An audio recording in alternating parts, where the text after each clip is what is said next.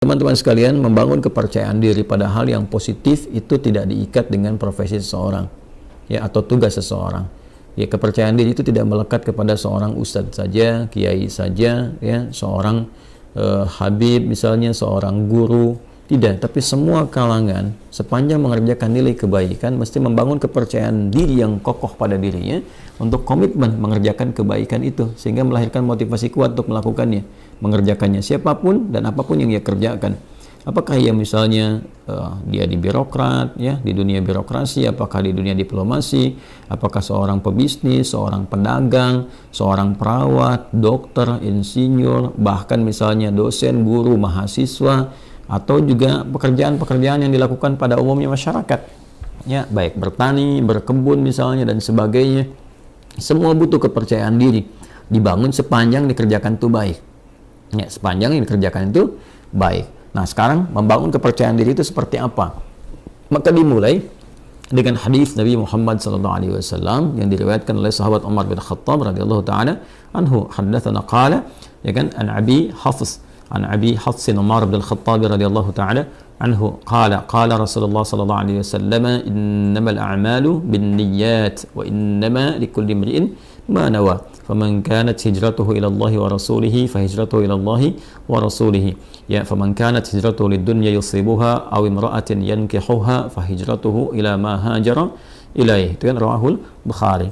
Maka di sini Nabi memberikan tips kepada kita semua, pesan yang sangat kuat. Seseorang itu kalau ingin mengerjakan sesuatu, kembalikan kepada motivasi terkuat dalam dirinya, ya, yaitu niatnya.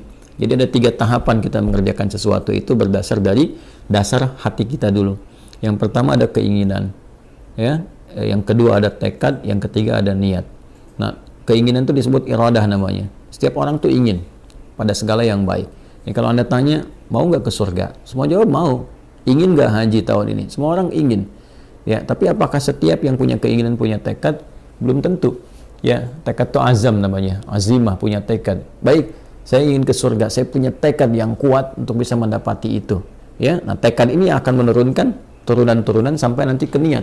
Ya, sama persis saya pengen haji nih tahun depan, pengen banget, ya. Beda dengan yang sekedar ingin.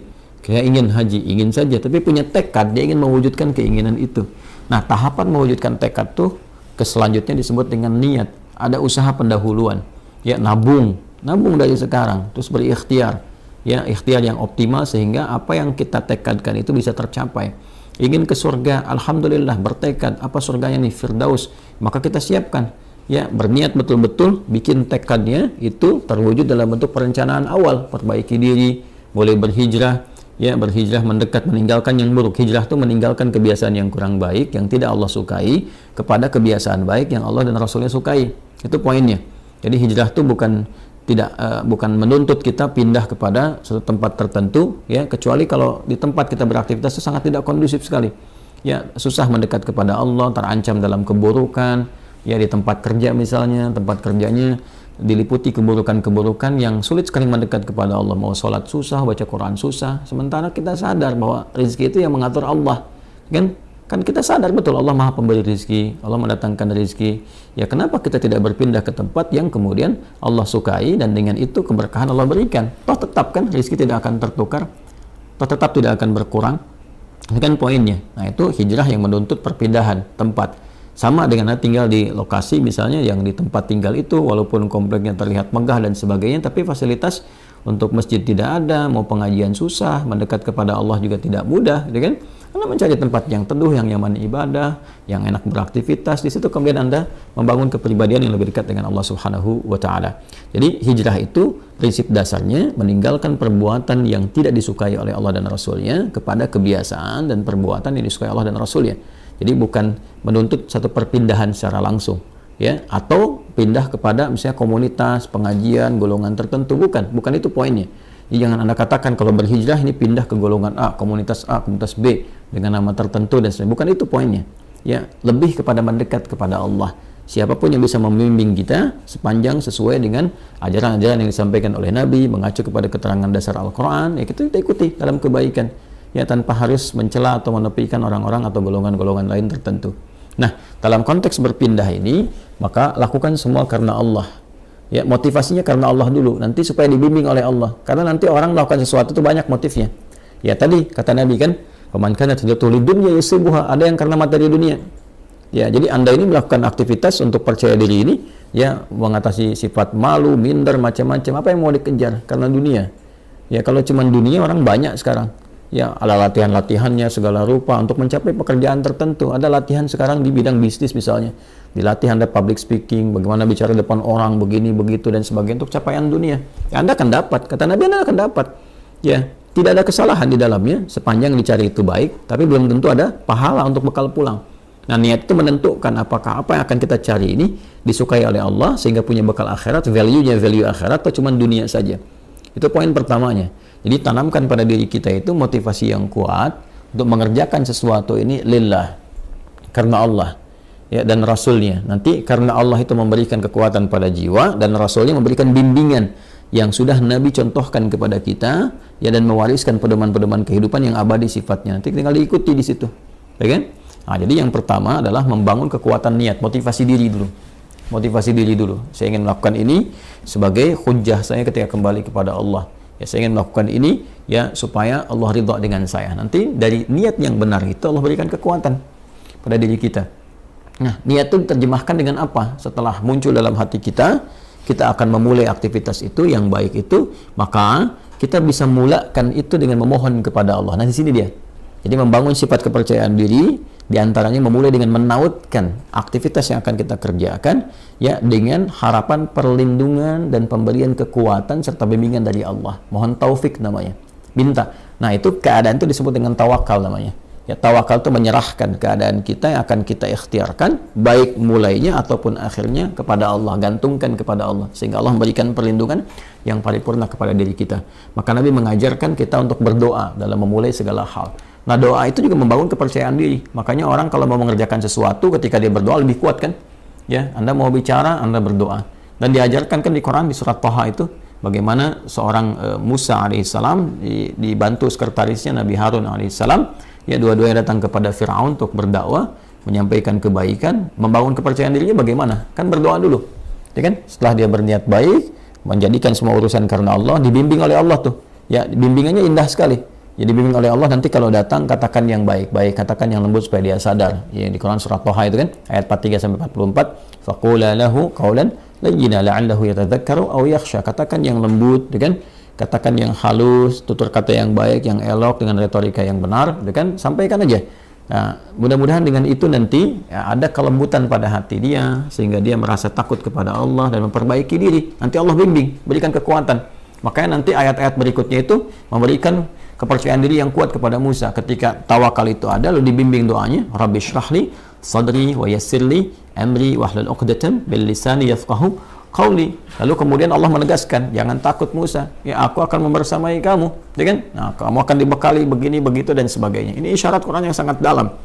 Tautkan aktivitas kita kepada Allah Subhanahu wa taala, lalu bacakan doa. Kalau di sini terkait dengan bagaimana supaya tampil bisa bicara dan sebagainya, doanya juga ada sendiri. Seperti tadi diajarkan di Quran, Rabbi shrahli sadri wa yassirli amri wahlul 'uqdatam min lisani yafqahu qauli. Nanti untuk belajar supaya pede nih. Ya, jangan sampai pesimis, waduh saingannya berat nih, waduh ini bisa nggak lulus ujian. Percaya diri, yang dituntut ikhtiar kok. Nanti Allah yang mengatur Anda masuk di kampus mana, di sekolah mana yang terbaik untuk masa depan kita.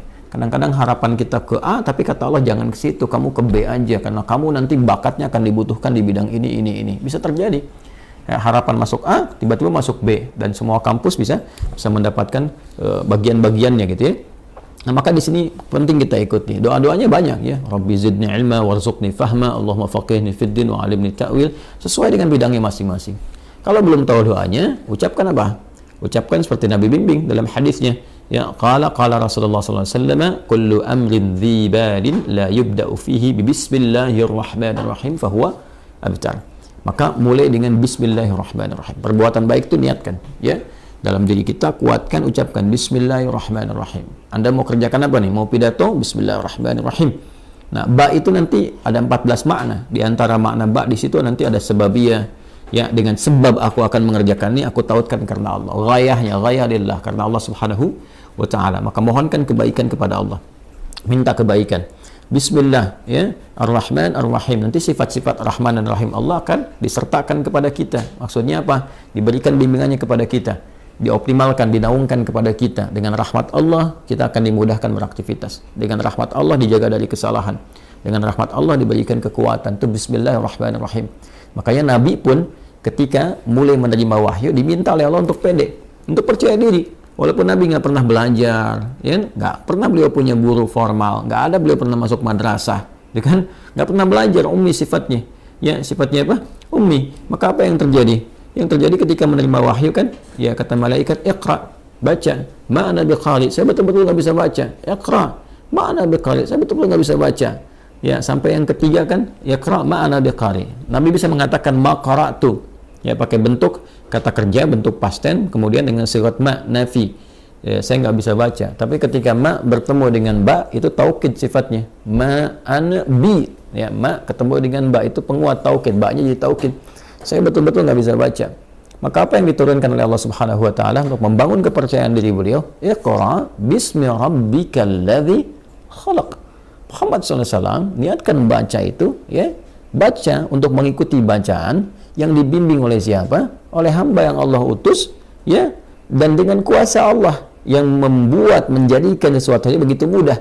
Yang mencipta kamu aja begitu mudah, yang mencipta manusia aja begitu mudah. Apalagi menjadikan kamu terbimbing untuk bisa mengikuti bacaan, lebih mudah lagi. Maka lakukan karena Allah. Allah kan kuasa atas segala hal. Anda adabnya, kalau Anda sulit melakukan sesuatu, Anda akan berusaha minta tolong kan pada yang lebih kuat. Oke? Ya, ada misalnya seorang usil pada Anda minta tolong pada yang lebih kuat, atau Anda lapor misalnya kepada yang berwenang dan sebagainya. Kenapa? Karena sifat dan fitrah manusia mencari yang lebih kuat. Siapa yang lebih kuat dibandingkan dengan Allah? Siapa yang memberikan kekuatan pada kita lebih dibandingkan apa yang Allah berikan kepada kita? Maka tautkan diri kita kepada Allah. Iqra bismi rabbikal ladzi khalaq. Nah, inilah kekuatan doa. Doa membangun kepercayaan diri. Doa membangun kekuatan. Ya, nanti setelah itu yakinkan bahwa apa yang Allah berikan kepada kita itu sempurna dan bisa melakukan apapun. Ya, sepanjang nilai itu baik. Wa 'allama Adam al-asma'a kullaha. Allah mengajarkan kepada Adam semua jenis segala hal yang bisa digunakan dalam beraktivitas di bumi ini. Ya, karena Adam itu nabi, Adam itu rasul. Nabi bukan rasul, maaf. Adam itu nabi walaupun beliau bukan rasul. Ya, karena bedanya kalau nabi diberikan risalah terbatas untuk diri dan kerabat dekatnya, ya tidak untuk umat. Adam diutus, umat belum ada, baru ada diri dan kerabat dekatnya, itu istrinya sendiri dan nanti anak keturunan awal dasarnya. Maka dipilih oleh Allah di Quran misalnya surah ke-3 Ali Imran ayat ke-33. Innallaha astafa Adam. Nanti baru ketika ada umat komunitas, nanti risalah diberikan membimbing umat menjadi rasul, yaitu Nuh alaihissalam. Makanya nanti innallaha astafa Adam wa Nuha, ya, wa ala Ibrahim wa ala Imran ala alamin. Dan ketika Allah kemudian memberikan sifat pengajaran, ada fitrah kenabian. Fitrah kenabian itu diajarkan secara langsung. Semua diajarkan. Segala hal yang terkait dengan kebutuhan membangun risalah di muka bumi ini. Jadi Nabi, Rasul diajarkan. Semua diajarkan. Nah, tapi mereka manusia. Kita manusia. Kita bukan Nabi, kita bukan Rasul. Kita manusia, kita bukan Nabi, kita bukan Rasul. Maka sifatnya potensi ditanamkan pada diri kita. Jadi di dalam diri kita ini potensinya banyak sekali bakatnya. Ya, dan kita harus yakin, percaya diri, bakat apapun yang dibutuhkan untuk memberikan maslahat pada kehidupan kita di bumi ini bisa dicapai. Jadi di sini ini ada kemampuan dalam diri kita ini. Ya, untuk menjadi ahli fisika kah, kimia kah, matematika, ya dalam saat yang bersamaan ahli Quran, ahli hadis, mau bicara apapun. Coba lihat manusia tuh, lidahnya Masya Allah. Diajarin bahasa ini bisa, bahasa Inggris bisa, bahasa Arab bisa, bahasa Cina bisa. Ya, macam-macam tuh. Itu dari lidah, dari bahasa aja. Coba lihat bagaimana Allah memberikan kemampuan pada kita dengan memori yang sangat luar biasa untuk bisa mengingat dan hafal benda-benda. Anda itu luar biasa. Coba kalau Anda mau kumpulkan benda-benda di lingkungan Anda aja, Anda bisa ingat tuh. Ya, benda-benda lingkungan kita bisa kita sebutkan 1, 2, 3. Berapa banyak memori kita, kapasitasnya. Artinya, kita ini makhluk yang sangat unik.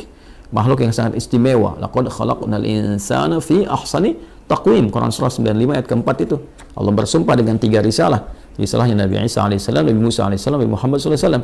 Ya, wattini wazzaitun, kan Nabi Isa alaihissalam, watturi sinin Nabi Musa alaihissalam, wahadzal baladil amin, ya Nabi Muhammad SAW. Laqad khalaqnal insana fi ahsani taqwim, dan pakai lam dan qad, pakai taukid dan tahqiq untuk menunjukkan kesempurnaan secara fisik aja udah sempurna tuh penciptaan manusia. Fisiknya sempurna, akalnya sempurna, potensinya sempurna. Tinggal kita membangun kepercayaan diri bahwa dengan kesempurnaan ini kita bisa mencapai itu.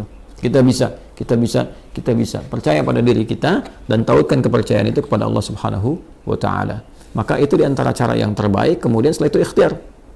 Ikhtiar dan belajar secara bertahap. Ya, la tarkabunna tabaqan an tabaq, step by step, step by step, step by step. Barangkali di sini nanti akan ditemukan beberapa kekurangan yang Allah tampakkan untuk diperbaiki. Jadi kalau salah wajar, namanya baru belajar. Ya kalau sudah pintar, ya wajar kalau nggak salah lagi. Kan kita baru belajar nih. Belajar bicara ada salah, wajar. Ya saya saja bisa salah. Ya dan pasti salah karena manusia kan sifatnya. Tadi barusan kan salah. Ya salah ada slip of tongue misalnya, ketidaksengajaan atau bahkan pikiran lebih cepat duluan, lisan baru bisa mengikuti, mungkin terjadi. Ya atau memang betul-betul salah dan harus dikoreksi. Ya tidak ada yang sempurna. Karena itu disebut dengan insan, kata Ibnu Abbas radhiyallahu taala anhuma, yang dikutip kemudian oleh Ibnu Mandzur dalam kitabnya Lisanul Arab, summiyal insanu insanan minan nisyan. Ya disebutkan insan itu ya dari kata nisyan. Nisyan itu lupa. Ya manusia itu akarnya insan seakar dengan nisyan, yaitu lupa. Li'annahu 'indama uhida ilaihi fanasiya. Karena ketika dia punya komitmen kadang dia lupa. Dia punya komitmen dengan Allah untuk menyembah, dia lupa, nggak nyembah Allah. Dia punya komitmen berbuat baik, dia lupa, nggak berbuat baik. Ya, makanya kalau ada orang berdusta, sebetulnya dia tahu dusta itu salah, cuman saat berdusta dia lupa. Ya, dia tahu korupsi itu salah, cuman saat korupsi dia lupa. Makanya lupa itu seringkali disandingkan dengan salah. Ya, nasiya itu lupa, nasitu saya lupa, nasina ya kita lupa. Akhta'a itu salah, akhta'tu saya salah, akhta'na kita salah. Rabbana la tu'akhidna in nasina au akhta'na. Ya Allah mohon jangan hukum kami kalau kami pernah lupa dan dari lupa itu jadi salah. Itu di Al-Baqarah ayat 286. Jadi nasiya itu lupa, nanti turunannya insan. Insan disebutkan setidaknya 65 kali kurang lebih dalam Al-Quran. Nah, kadang repotnya makanan kita nasi. Nasi. Banyak makan nasi, banyak lupa. Saya pernah waktu kuliah itu dosen kami tanya, "Ma makna kita wa kita?" Apa artinya ini? Kita jawab kompak, nasina ya Ustaz. Kami lupa. Maka Ustaz kami respon, akaltum nasi katsiran fanasitum. Kalian banyak makan nasi maka kalian lupa. Nah, itulah di antara langkah-langkah awal membangun kepercayaan diri, memotivasi, menguatkan niat, memohon kepada Allah bimbingan, kemudian mendekatkan diri kita kepada Allah dengan berdoa sesuai dengan objek aktivitas yang akan kita kerjakan, atau setidaknya mengucapkan Bismillahirrahmanirrahim sebelum memulai aktivitas. Setelah itu yakin pada diri kita ada potensi untuk melakukan itu, lalu belajar dari kekurangan, kesalahan. Kalaupun ada salah, jangan langsung divonis saya nggak bisa. Tidak, bukan begitu caranya. Tapi Allah menampakkan itu supaya diperbaiki dan jadi lebih baik, lebih baik, lebih baik untuk ke depan. Setelah itu nikmati hasilnya. Ya, ikuti, nikmati, dan bangun tawakal hasilnya kepada Allah. Fa idza faraghta fansab wa ila rabbika farghab. Kalau sudah selesai, tata lagi dan hasilnya tujukan kepada Allah, tawakal. Bagaimana Allah memberikan yang terbaik kepada kita. Wallahu ta'ala a'lam bis-shawab.